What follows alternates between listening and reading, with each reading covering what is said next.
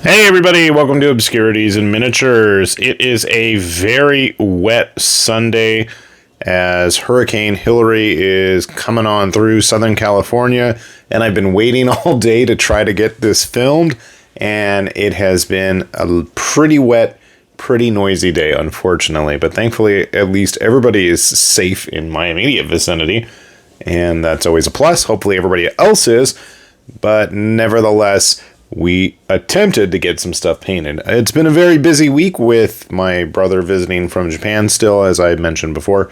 So most of my free time is obviously spent with family rather than in front of a paintbrush. But that's all right, obviously. I didn't get a whole lot done. So there's this guy that I haven't been able to actually spray much stuff with any sort of sealer, and I'm not 100% happy with it. I'm really not. I don't know what to do with him.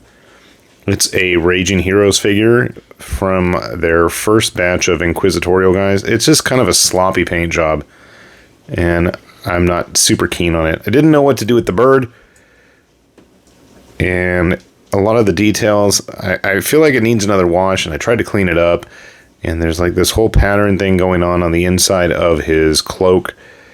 I don't know. Do you guys have any ideas how to salvage him? By all means, let me know. And I really didn't do much with the pelt on his shoulders. I'm just like all around kind of which isn't to, talk bad about the actual sculpt quality. I thought it's a really cool sculpt. Still do. Raging Heroes are like one of the very few that I think consistently are just putting out pretty nice models on a regular basis. They were before they started doing the 3D printing stuff, and it's kind of crazy to me how they've kind of gravitated away from originally they were doing a lot of, bits and pieces type models, but everything's just single piece these days, and they are quite intricate, fancy, and crazy in terms of how many details. And what the heck did I just do? All right, let's get that settled there. So that was the only non-model, or not, yeah, I don't know, I'm rambling. That was the only model that did not come to us this week from Popsicles. And again, I didn't have a chance to play with any kind of a gloss, varnish, sealer, whatever. But when I saw that Popsicles was making both heroes and, more importantly, the villains from bioorganic anime heroes, who also may have had Mark Hamill involved in live action versions at one point or another. Yeah, I absolutely had to do some of these dudes. These are the basic solenoid troops from the Guyver, if you're not familiar. And I love the fact that for just the very first month of this stuff starting up, because if you listen to me ramble about the Popsicle stuff before, Popsicles keeps on churning out all kinds of crazy stuff. Like they stick with a theme and they keep rolling, and then they roll past that point of no return and just keep making stuff. Like with their Xenomorph related things, they've done, Star Wars related, Predator related, just it's all over the place. It's crazy. So they started making a whole bunch of sculpts for various Zoonoid troops, which I thought was really cool. And I mean, at its heart, the Guyver is basically just an anime tokusatsu show anyway. So these are like the most perfect, generic, boring grunt villains. Did I give them much time? No. Should I clean them up? Probably. Should I put some more highlights? Because it's possible you're not going to see anything, because I'm addicted to that Agrax Earthshade. Most likely as well. I want to say there's like 5 or 6 poses. I didn't even get that many done. I mean, I just started, but I was thinking, what great henchmen for any sort of like tabletop, superhero brawler. These guys would work perfect for just a bunch of, faceless minions. They're all standing around in various board poses. None of them are actually like ready to fight. And I was thinking to myself, it would be kind of fun to print a few and tweak the height just a little here and there, and then like put them on, larger basis. So you just have like a mob of them. Kind of like what Gangs of Rome did with their unruly Roman mobs of citizens. I thought that was a cool idea. And so naturally, they're going to need somebody to fight with. And I did paint up one of the bioorganic armor heroes. We only have this sculpt available so far.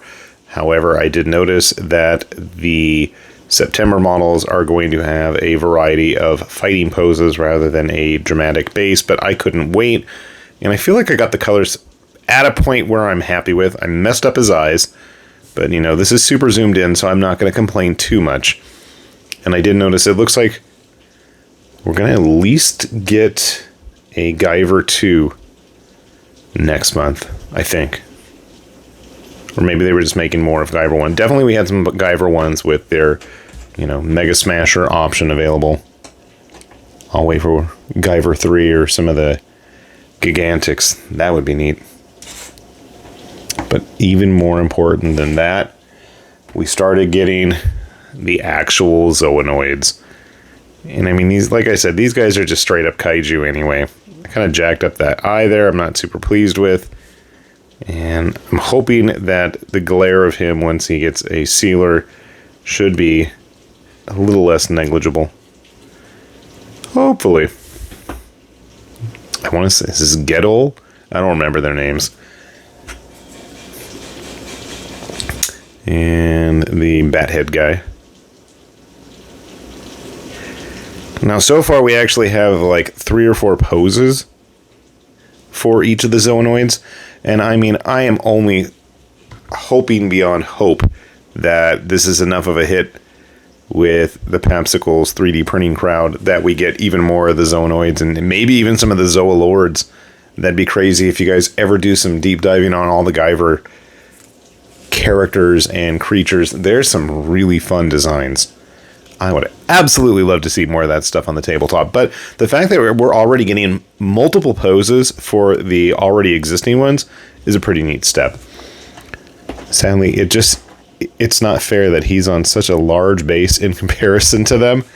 But at least next month we'll have some more. And you can pretty much guarantee that I'm going to be printing those as soon as possible. Because, yeah, long time Guyver fan. I can remember buying the individual issues in floppy form. God, that must have been like 90, 91, 92, maybe earlier. And what's weird is I remember when they were putting the comic out by Viz. I want to say I was already familiar with it. I think the Max Factory stuff had already come out. You know, the old vinyl kits. I don't know where I saw those. Probably in some horror magazine. And then, last but not least, a lesson in being careful with bladed weapons. So this is totally supposed to be Katana Man from Chainsaw Man, who also has a model that got made during the last Popsicles crowdfunder. This was Scimitar Man. But yeah, it's just Katana Man with curved blades, but that's okay. A little bit cyberpunked up, and they actually did the same thing for Chainsaw Man as well. I will probably have him finished within the next week or so. I thought that was kind of a fun choice of models. But then again, you know, Popsicles has definitely been digging deep into the well of pop culture references, which I am okay with. Especially when they start doing crazy things with it as well, which I like even more. So overall, not a bad little haul. So I am quite pleased with myself. We'll have those links if you guys want to take a look for any of this stuff yourselves. And hopefully, like I said, everybody is staying safe, wet, and not wet, dry, and getting some stuff painted as well. I think that's time for me to stop at this point. So with that said, this has been High Lord Tamberlane with Obscurities and Miniatures saying thanks for watching, and we will see you back here soon. Bye-bye.